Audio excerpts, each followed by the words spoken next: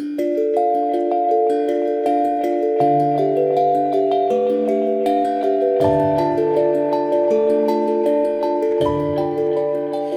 everyone. Welcome back to the Neurodiverging Podcast. I'm Danielle Sullivan. I am your host, a certified life coach, an autistic person, and parent of 2 neurodivergent kids. I'm so happy you're here with us today. Today, I'm so excited to be interviewing Kathryn Lund, who's an English novelist. She uses writing to explore her neurodivergent life. Kathryn has a non-discrete functional neurological disorder, which presents with aspects of non-epileptic seizures, chronic pain, and problems with OCD, anxiety, depression, and other mental health issues. She has previous diagnoses and presentations of epilepsy and nonverbal Tourette's. Kathryn's great fascination is the way we construct our worlds, from our stories to our physical spaces. Her undergraduate degree in archaeology and her postgraduate qualifications in medieval archaeology, education, and creative writing are part of this passion. Kathryn's novel, The Things We Left Sleeping, is out now. And I'm going to be talking with Kathryn all about her neurodivergent experience, her experience writing her book. And it's just a really great conversation. I'm really glad you're tuning in for it. Before we speak with Kathryn, I just want to thank my patrons for supporting this podcast. Thank you all so much. The podcast runs on patron donations. And if I didn't have y'all in my corner, we would not be able to produce these things. So thank you so much for being here with me. If you're interested, please check out patreon.com/neurodiverging, where you can find out more about how to pledge to the Neurodiverging Podcast to keep us running, keep us going, get the transcriptions done, interview people, and put out all this good content for you. You'll also get some very excellent behind the scenes perks. The Patreon is patreon.com/neurodiverging, and pledges start at just $1 a month. And a quick plug for the website at neurodiverging.com, where you can find articles about neurodivergent issues, full transcriptions of the podcast, a list of upcoming events I'm hosting, the vast majority of which are free or low cost. I do monthly webinars, I host support groups, I teach classes, so come join us. And now on to Kathryn. Welcome, Kathryn, to the Neurodiverging Podcast. Thank you so much for being here with us today. How are you?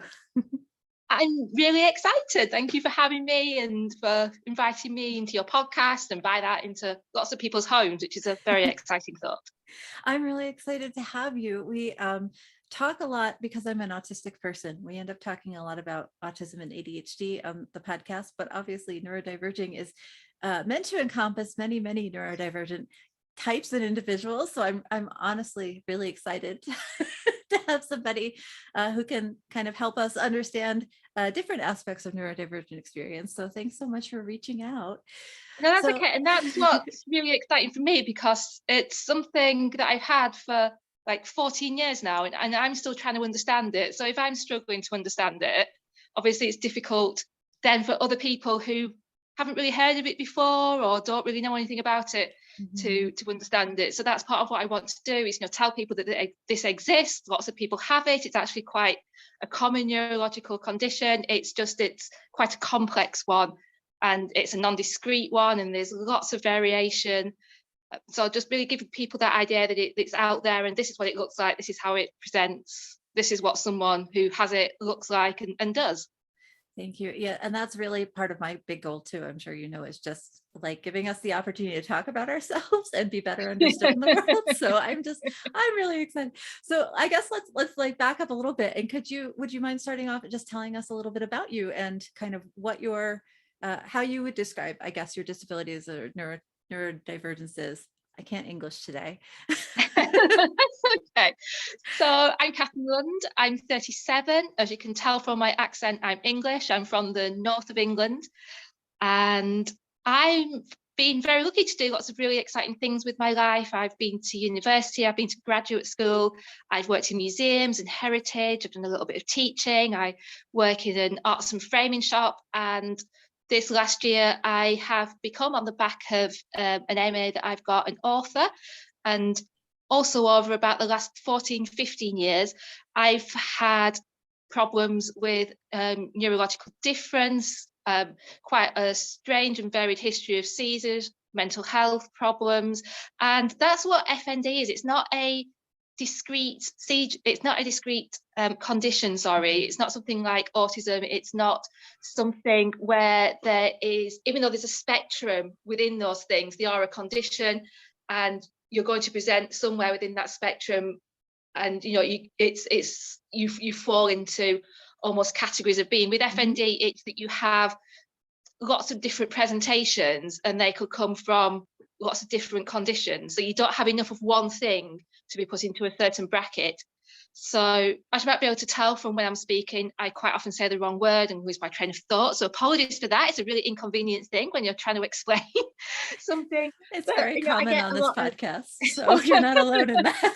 I get a lot of, so I've had epileptic seizures and non-epileptic seizures, which are, rather than having full convulsions, you have mind absences, you lose control of your limbs, you drop things, you throw things. So I smash a lot of cups, I drop a lot of phones. My phone at the moment that I'm speaking into is in one of those army cases. So I went to the phone shop and I was like, I need the sturdiest phone case that you have. So I've got a very attractive sort of army style phone case on my phone. So memory problems, OCD, and associated with that as well, just quite a lot of mental health programs. So I've got a history of depression, quite bad OCD, high anxiety, disassociation, tiredness, lack of, I call it sort of temporal spatial awareness. So someone can tell me that it's Wednesday and I know what Wednesday is, but it doesn't really like make a connection in my brain. So the best way I've had it described to me is that your computer's got all the tabs open and your computer tower, your hard drive is all there, but the connections in between the windows and in between the actual hardware of your computer, it's just not always firing right.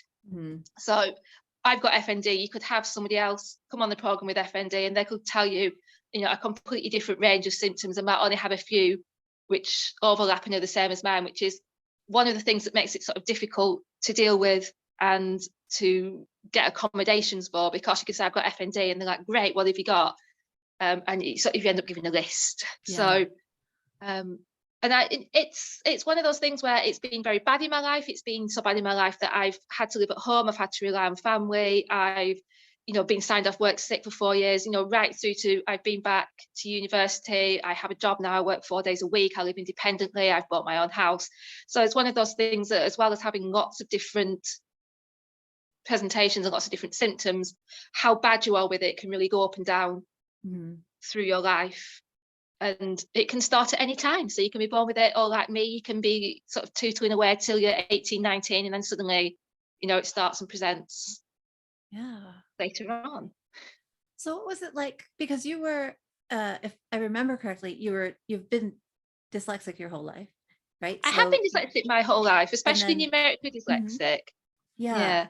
And then, so you had sort of one disability and then we're kind of hit with this whole host of additional ones later on in your late teens. What was that like? It was, the thing is, like, when you're a child and when you're a teenager, you don't realize you're different. You don't know that your brain works differently from other people's. You don't realize that other people don't go around like reciting little patterns in their heads and touching things over and over.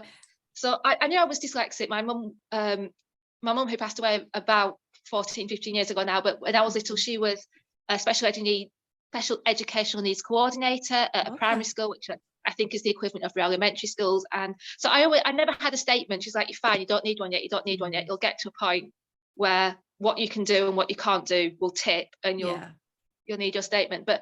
And I had a lot of OCD, but I didn't realize that the OCD was a problem. I just thought that was how my brain worked. And it was only sort of when in my third year at university, I started having just really intense, sudden onset head pains, migraines, which I put down to stress. Everyone's like, oh, you're very, very stressed. You got your, see the word, those things that you're handing in your third year at university that take a lot of writing. Essays? The thesis? thing. Yeah, thesis. You have your thesis. Thesis to hand in. I get halfway through sentences and just start doing that, just being like, I can't get the word out, I can't do the word. But again, you sort of write it off. And I could sort of cope with those things because they weren't overwhelming. It's a bit annoying to lose your train of thought, but it's not overwhelming. It was only when I was about 23, 24, and I was having this really strange week where I was watching things on the television, which I knew I'd watched them before, like programs which I'd, binge watched over and over again. And I'm like, I can't remember watching this program. I can't remember it. I don't know what these, and then suddenly it would snap back in and it would feel like I'm at one time zone inside my head and another time zone on the outside. And I'm like, oh man, I must be really, really tired this week. Mm-hmm. And then I just had a week of having constant seizures, and I was in hospital, just constant seizures throughout the week. And then that was when I think that's when my life really, really changed, because from that time on, I have never not had a day when I don't have something present. Mm-hmm. So that pain or disassociation or strange sensations in my head. And for the first 4 years, just really being quite incapable. So had to move back home with my dad, would spend most of my time asleep, couldn't work, couldn't think, couldn't cook, couldn't hold things, just crying all the time, not being able to think, really, really bad nightmares. And it felt like an invasion. It felt like almost like a grief. I'd lost this person that I was, because the person before, she'd just finished uni. She was in her very early 20s. And uni had been great. I did archaeology, which was a great course to do. It's really good fun. I picked it because I liked the university prospectus, and archaeology was near the start of the prospectus. And I'm like, I'm going to do archaeology. That sounds really great. That sounds really good fun. I had done really well, and I'd worked for my department and graduated near the top of my year. And I was really ambitious, and I was going to go and do all this stuff. And then suddenly I wasn't. I couldn't even get up. So it felt very much like a death in a way. It felt like I'd really lost the person that I was. And that really affected how I dealt with it. I think for, a good 7-8 years, because I was trying to fix myself. I refused to believe that I wasn't going to get back to be what I saw as myself. I was like, no, I was this person, this has happened, and I'm going to get over this, and I'm going to go back, and I'm going to fix this, and I'm going to be back to being that person. And that was a really, really difficult thing to stop thinking and to get my head around, and to be like, no, this is how it's going to be. And rather than trying to fix it, I've got to learn to accommodate it. I've got to learn to function with it. I've got to learn to stop berating myself almost. And that person's gone. So you can lose another 10 years, or you can start dealing with the fact that this is what you've got and sort of move on from there. But very much like a grief, and very much like an invasion, and very much like I've been knocked sideways from the life I absolutely was convinced I was going to have, onto one that I absolutely never thought that I would have. And to be honest with you, I wouldn't choose to have this as a condition. I know for lots of people it feels like a part of them, but I think for me, because it comes with a lot of pain and a lot of difficulties and a lot of restrictions, I would absolutely get rid of it. And that can be a difficult thing to reconcile with, because it feels like you're saying, I'm not happy with myself. I want to get rid of a part of myself, and I want to get rid of the discomfort that I've got with part of myself. And it was very difficult just getting my head around that for the first 7 or 8 years or so. And part of that is the timing of it. It was my early 20s, and everyone else is getting married and buying houses and going on hen parties, bachelor parties, and I turn up and go, right, I'm going to bed. And it just felt like all these things were happening, and it was just slipping by in this timeless merge that I just had no connection to. So I felt I felt quite a lot cheated, actually, cheated at the timing of when this happened. It just felt like a very unfair. I would have liked a few more years of being 20, I think. But everybody does. Everyone wants a few more years of being 21. I think it's a good age. It sounds like you were really lucky at university. My early 20s were kind of a hot mess, but there were definitely periods of my life where I would like them back very much. So I think I can understand that that feeling a lot. How you said that there was this kind of huge period of grief and feeling like an alien has invaded and all this, and then that you sort of swung around to having or feeling like you had to integrate this new part of your life into yourself to make it work so you could move forward. What was that integration like? Like, what were some of the things you did or thought through to try to move forward from that kind of huge knockdown in your early 20s? Part of it was just that mental realization. I remember I was speaking to a counsellor. So I've seen lots of different people to help me with this. I've had counsellors and psychologists, and I've got a neuropsychologist at the moment. I've had neurologists. I've had the whole variety of people. But one of the most useful things that one of them said to me is why are you digging downwards? That's what I was doing. I was digging downwards. I'm like, no, I'm not going to slip backwards. I'm going to be this. And he's like, if you're not going anywhere. You are just putting yourself in a hole. And I think I just needed somebody to point that out to me. So it was changing that way of thinking. It was also, I think because my condition's not discreet, and because I have seen this whole range of people, the sort of approach of sort of the medical professional side of it has felt very alienated. It's like I can see one person for this and one person for this and one person for this, but none of it's coordinated. And for a long time it felt like I was responsible for being ill because I wasn't seeing the right people, and I wasn't seeing the right people because I wasn't asking for the right help, and I wasn't asking for the right help because I don't know what I need. And it was like this big circular, almost think of self-blame, and really struggling because, you know, my neurologist would say you need to see a sleep specialist, but I can't refer you. And my general practitioner would say, well, I can't say to see a sleep specialist because you've got to have these leaflets first about not drinking caffeine. And when you've done that, I can give you some sleeping tablets. And so you know, there was times when luckily my dad, because my mum died of cancer, my dad joined the local sort of hospital boards and was a patient liaison. So he's like, no, you absolutely can see a speech specialist. You just need to fill in this form and this form and this form. So I got to see people, but only because I made a fuss about it. And part of the reason that I was able to move forward a little bit was by feeling that actually it's not my responsibility to make myself well. I have a perfect right to expect other people to shoulder a little bit of that for me. So if something's not working, it's not because I haven't done something. It's either because it's not working, it's not the right program for me, it's not the right medication for me, it's not the right medication combo for me. It's something that's not working. It's not something else that's not working because of me. And that's a really easy thing to think sometimes, because I'm not working. My meds aren't working, so that's my fault. I'm not having the right reaction to these meds. They told me they would work. They're not working. Why aren't they working for me?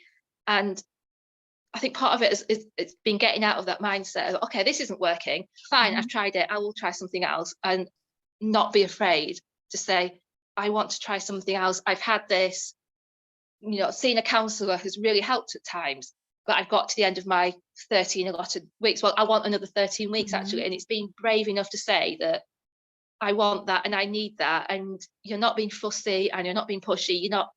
If your leg hadn't fixed, you'd say, put the cast back on. So why can't I say the equivalent?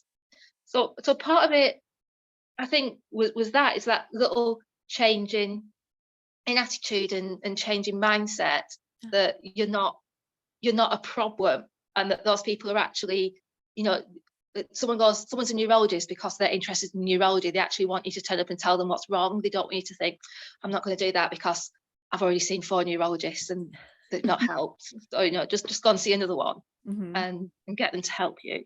So, but I think sometimes you can't change the way that you think until you've sort of lived through it a bit, because you can't tell yourself to think differently. You've got to come to that realization of just, no, this way of thinking is not working for me.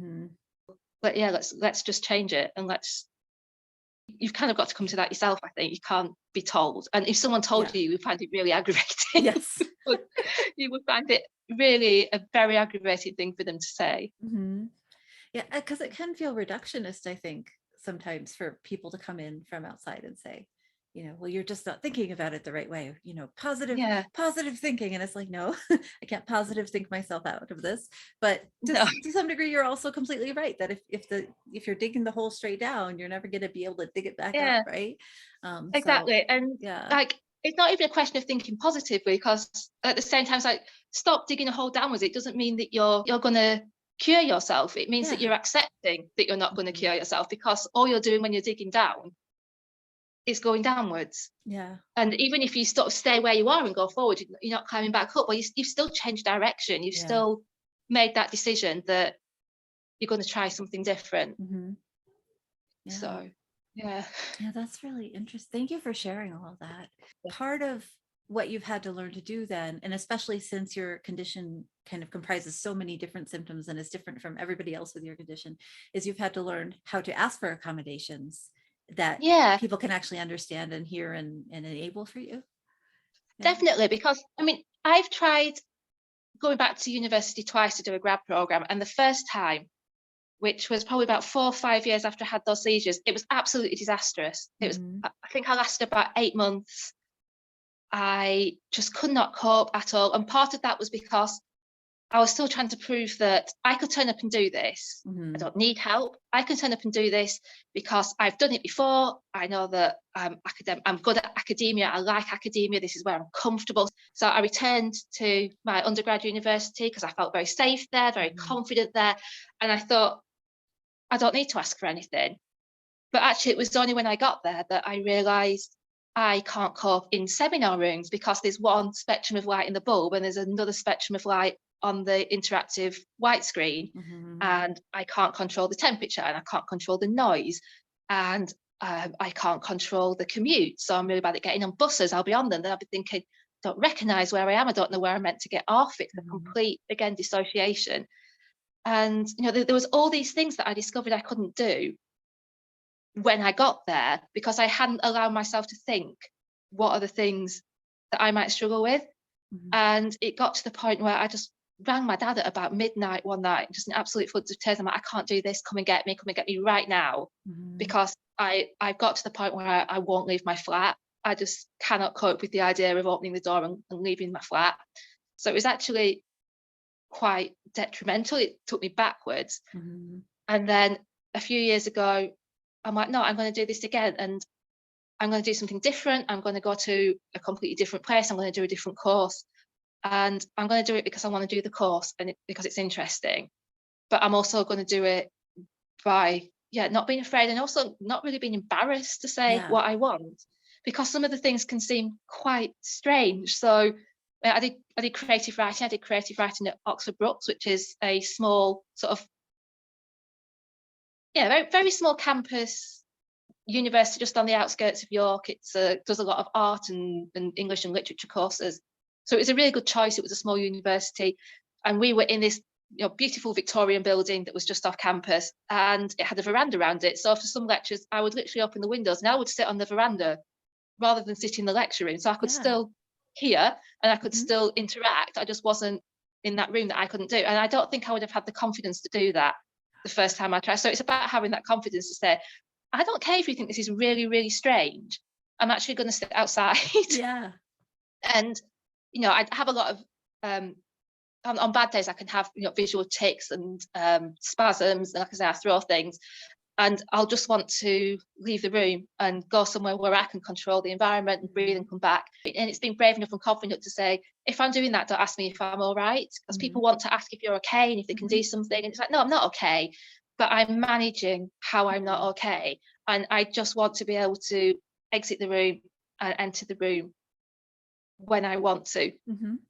And it's just about giving yourself, I think, those allowances that there's going to be things you can't cope with, and that's okay. So I gave myself 2 years because I'm bad at timetable and scheduling, and I can write off a week sometimes in the migraine. So if you're giving yourself a time pressure, that's not going to help. So all these things that I'd learned from just doing it so wrong the first time. But my university was also really great as well. So I went to their student services, to the disability services, and said, these are the problems. So I went to the tech day in Freshers Week, and they got me a laptop, and they downloaded all this really super stupid tech onto it that I just could never have afforded if I'd done it on my own. And it was so good that I've only just stopped using that laptop. It's had no G key for about 2 years. So I've written a whole novel without a G key. Like, you really have to press it up and down. But like screen ruler, screen size, dictaphones, recording programs, just anything that cuts down my screen time, that helps me read online.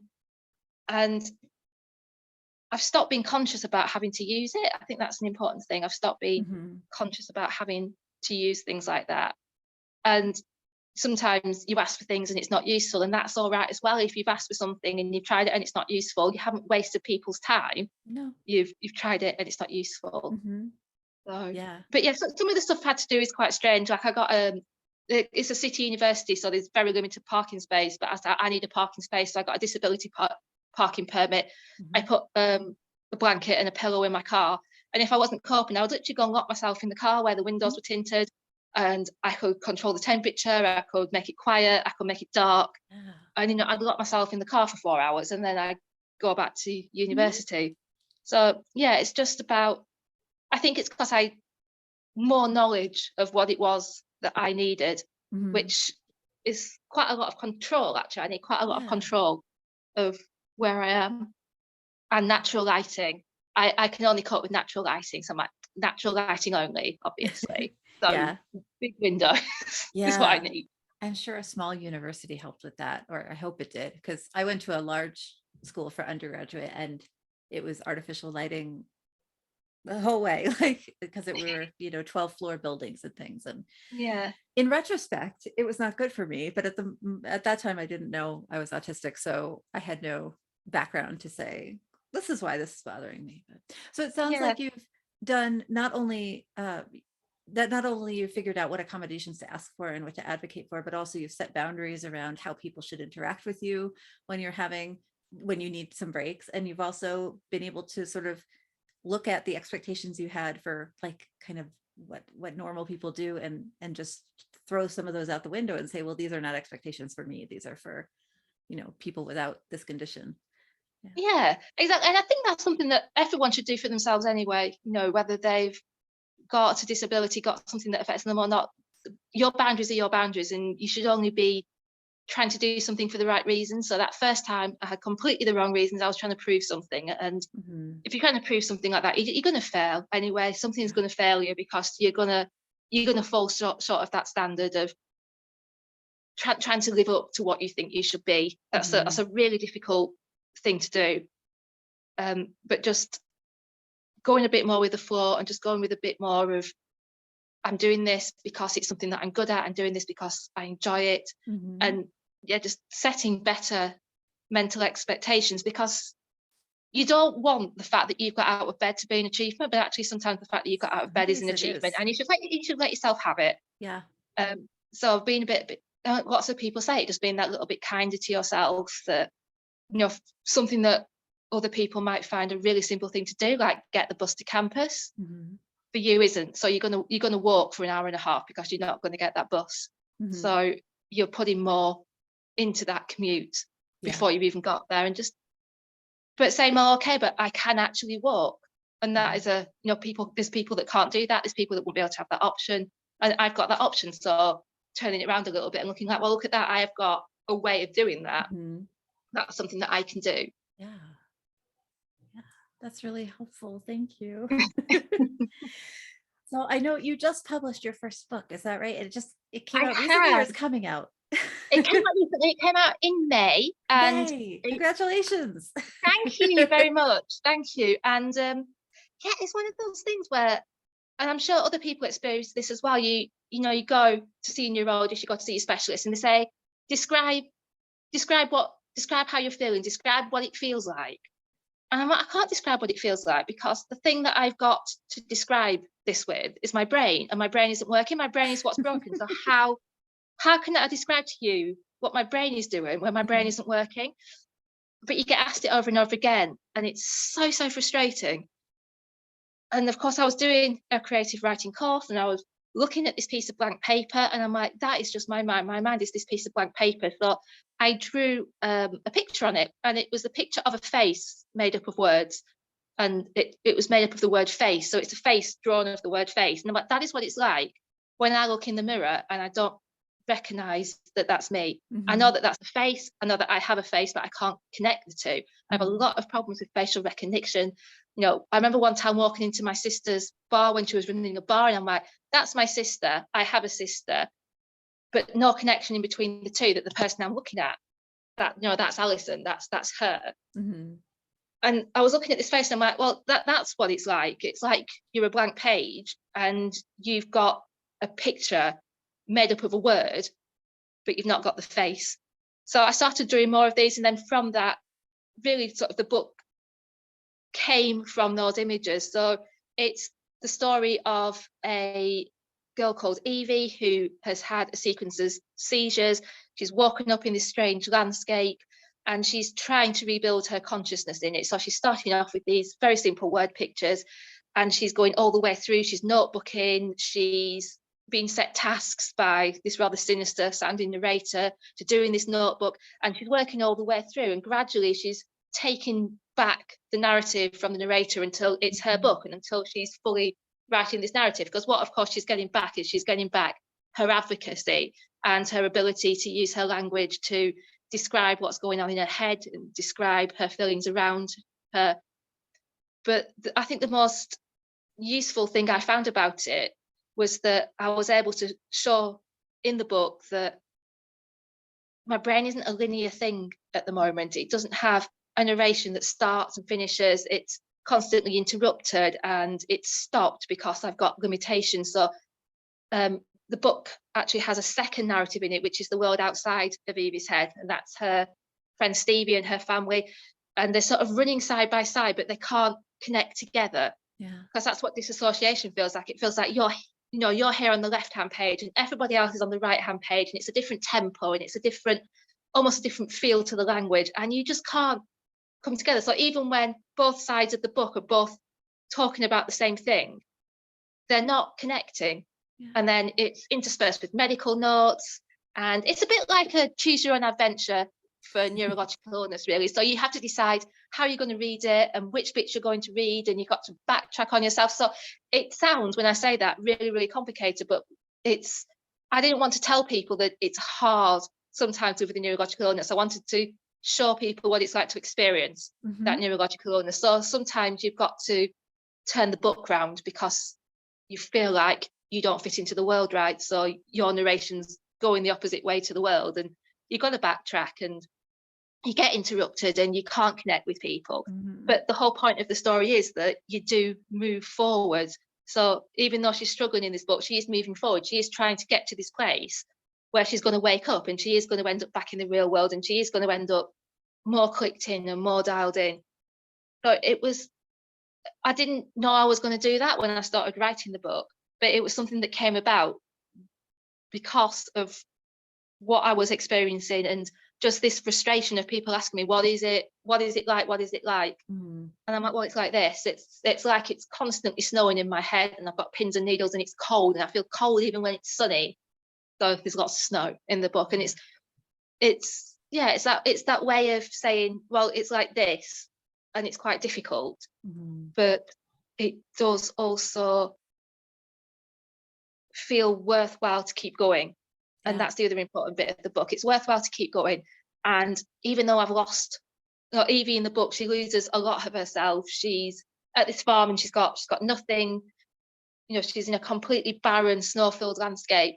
But what she finds as she goes forward is she has things that she's quite happy to let go because they're not part of her person anymore. But she has fundamental things about herself which she really isn't going to let go of. She's got memories that she's going to try really hard to keep. She's got her family out there in the real world that she is going to want to get back to because they're important. And that's what I found, that there's things where I'm going to let those go because they're gone. And there's other things that I'm not going to let those go. I'm going to absolutely refuse to let those go, and I'm going to keep trying to have them because they're important. So I think it's a book about what's important as you try, and what's important as you journey forwards. And sometimes sideways and sometimes the other way round in the book. Yeah, that's really interesting. So how identity kind of forms and reforms throughout your life. And I love the idea of how, a lot of times the most basic way we describe neurodiversity, right, is that our brains go in different directions. We think in different ways. Yeah. And I love that can be practically seen in a book where you're actually having to turn it, or you're actually having to change the page, and that you're almost making neurodivergent, or your neurodivergent brain, accessible to folks who don't have one. It's like a nice little inverse. It's really interesting. Thanks for sharing. I think that's what I wanted to do. I wanted to be like, well, this is what it's like, and here you go, and this is it on the page, and take it and have it. And there's no right or wrong way of interacting with it as a book. And you can take from it what you want. You can treat it like a love story. You can treat it like a healing story. You can treat it like a choose your own adventure. You can take from it what you want. Yeah. But while you're doing that, have that experience of this is what it's like. This is what it's like for a lot of people. Yeah. Yeah. And what was the process of writing the book actually like for you in terms of your own disabilities? Because were you, like, with the memory issues and stuff, like, were you able to sort of do the traditional sit there and write a book kind of thing? No, I think it's interesting that the one thing that I found that I was still okay with was I've always loved writing. I've always loved reading. I've always loved writing. That's always been like the thing that I really liked. I sort of dropped it in my late teens when I went to university because I wanted to do something really different, and never really came back to it. I wasn't having any success with it. I was finding it quite frustrating. I'm like, you know what? It's just a fun thing, and I'm not really going to go near it. But that night when I was really, really ill, and I phoned my dad and said, come home, I couldn't sleep. I had really bad insomnia. And I just got my laptop out and I wrote something. I wrote a short story and I sent it off, and it won a competition. It won me £500, which was like the most money I'd had since I got ill. And I was like, fantastic. This seems to be one of those things that is very, very deeply rooted in me. And that's what is strange about neurological disorders. So one of the things I couldn't do at university was that I couldn't structure an essay. I couldn't work out how to structure an essay. I couldn't start it. I couldn't do a cohesive argument. But I could write a piece of creative writing, and quite what the distinction is in my brain with that, I don't know. Yeah. And when I came to approach the book, I wrote it in quite an odd way. So I was doing these pictures. I'd started mapping out the idea that, you know, there was these two girls and they were side by side and they were journeying towards each other. And I actually wrote it as a fairy story. So I wrote a fairy story about these two characters, and one of them was cursed and the other one was trying to journey to undo the curse for her, and she was meeting all the other characters that were actually in the book. And then I sort of had that as a reference point. So as I was writing, I was looking at this strange fairy story, which was full of things like labyrinth maps and all sorts. And I think that was my way of structuring the story. So even though it wasn't really a story structure, it was lots of strange pictures and little poems stuck together, and strange conversations between talking birds. That was enough for my mind to hook onto and sort of guide me through. And then at the time I had an agent for it, a very, very good agent in London who was so helpful. And he's like, right, so now what you need to do is you need to get rid of all of these fairy story references and sort of divorce it from that, because that's your structure, but it's not something that the reader needs to see. So that was sort of how I planned it out. But the most difficult thing for me is that I will start writing, and then suddenly it's 12 hours later and I spent all day looking at a screen and not really noticed it. And then that's me for the next 3 days. Is I've got a migraine, I don't feel very well. So it's a long process when you struggle with the equipment. But I can't handwrite it because I'm dyslexic and my handwriting's appalling, so I can't handwrite it. Screenwriting's difficult. There's no way I'm speaking it out loud because I can't. It's almost like I need to be typing to process the thought. Yeah. So the most difficult thing was actually looking at the screen and having that screen time.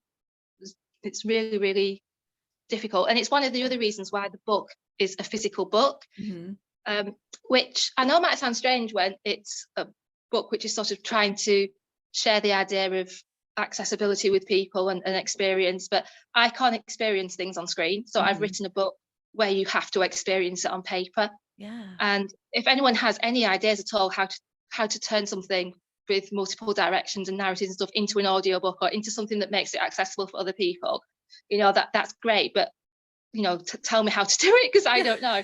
But for me, it's a physical book because that's how I interact with words, and that is where I don't struggle. I don't have a Kindle. I can't read online, and so the screen part was the really difficult part for me. Yeah. So, and you mentioned just a minute ago your dyslexia, and I was wondering about, since you've had some neurodivergences since your early youth and then some came on later, does the sort of, I guess, the difficulties of dyslexia, did they sort of integrate with everything else, or are they sort of stacked? Do you know what I mean? Like, do you have different concerns with those different sets of traits, or are they all together? I think they're sort of all together. Yeah. I'm at the point with my dyslexia where I mainly find it amusing. So it's something that, like, I'll completely misread adverts and think they say exactly the opposite of what they're doing. I'm like, that's a really strange image to link with those words. I'm like, oh, that's because you've just completely not read that word right. But I think it fits in quite well with what I have, because quite a lot of what I have is a sort of inability to interpret the world properly, which is what a lot of well, not properly, but on a par with everybody else. In the same way.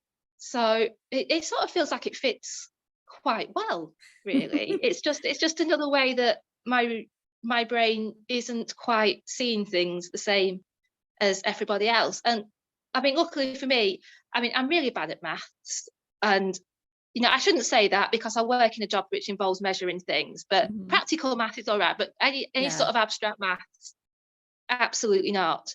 But that's where my dyslexia is worse. Whereas with things like reading and writing, I've got appalling handwriting. I can't spell. So the grammar bit was also really, really difficult. And thankfully, my lovely editors and the lovely proofreaders at my publishers, which is Atmosphere, they took it away and they fixed it. Yeah. And I was like, I'm really sorry. I still don't. I still can't do commas and apostrophes. I get mixed up with that. Yeah. I think everybody does, but I think a lot of people do too. But yeah, I think it just sort of it fits in because all it gives me, I can read very, very fast. I can skim read very, very fast, and I think actually dyslexia actually helps that because you're not as committed to reading the whole world, whole word. Your brain is literally scanning and giving you suggestions, and 7 of those suggestions will be right and 3 will be absolutely ridiculous, but on balance by the end of the page you've got the idea. So I think it actually started to help me in a way because I can do a novel in a night, and I think it's because quite a lot of my brain is just going, we get the general gist, we get the general gist, we get the general gist. It sounds like you're not appreciating the actual language of the book, but and I'm very lucky because some people's dyslexia, it makes it very difficult for them to read. So again, it's that thing that everyone's slightly different with the condition that they have, and the way that mine presents actually fits in quite well with what I do when I write. It gives me that chance to proofread very quickly and look through changes very quickly. I just absolutely cannot proofread and edit my own work for things like spellings. That's never going to happen. Thank you. That's really interesting. I also, not being dyslexic myself, we've had a couple of other guests who are dyslexic, and I'm always so interested to hear how it presents for different folks, because it does seem like there's so many differences, and that's really cool. Thank you. Your book is? It's called The Things We Left Sleeping, and it's published by Atmosphere Press, who are an American publisher. So thank you very much, America. When the UK had absolutely zero interest in publishing my book, America came through for me. So one good thing we've done in the past 100 years. Thank you very much for that. So I've got a website. It's kathrynlundtheauthor.co.uk. You can link to it through my Instagram, which is Kaylund the Author. Same handle for Twitter. Or just put me into Barnes and Noble or Amazon or any big online retailer, and I'll pop up and I'm there. And it's not been out very long, so if anyone's out there, honest reviews always welcome. Give it a read, give an honest review on something, help spread the word. It's always really appreciated. Wonderful, thank you. So if you check the show notes below, listeners, I will have all the links to all of Kathryn's things. So go follow on social media, go read the book, support. Thank you so much. And if you follow me on social media, there's an occasional picture of my 2 house rabbits. So if that isn't a bonus for you, bonus bunnies if you follow me on any of my social media accounts. So there you are. I don't know how else to bribe people into following me, but you'll get an occasional bunny picture. I don't know what more you want. If people need more bribes than bunny pictures, I don't know that the human race has any chance of survival. So. Well, thank you so much for being here with us today. I really, really appreciate it. No, thank you. I was so excited when I came across your podcast, and I was like, other people want to talk about this as well and hear about it, because I think my friends are quite sick of me telling them and another thing about me. We will never be sick of it. I think I can speak for a lot of my listeners and myself, obviously, when I want to talk about neurodiversity till the cows come home. I will be here as long as I can manage it, because it's so interesting. Well, thank you. No, thank you very much. Thank you so much for joining us today on the Neurodiverging Podcast. I hope you loved this interview as much as I did. If you are interested, please check out Kathryn's links, which are below, and check out her novel, The Things We Left Sleeping, which is out now anywhere that you can shop for books, Barnes & Noble, Amazon, Bookshop, all the good places. I know she would love your support, and it's a fascinating text, really. And if you like this podcast, please consider pledging monthly at patreon.com/neurodiverging to support us in our work, or throw a couple of bucks into the PayPal jar at paypal.me/neurodiverging. Thank you so much for being here with me. And please remember, we are all in this together.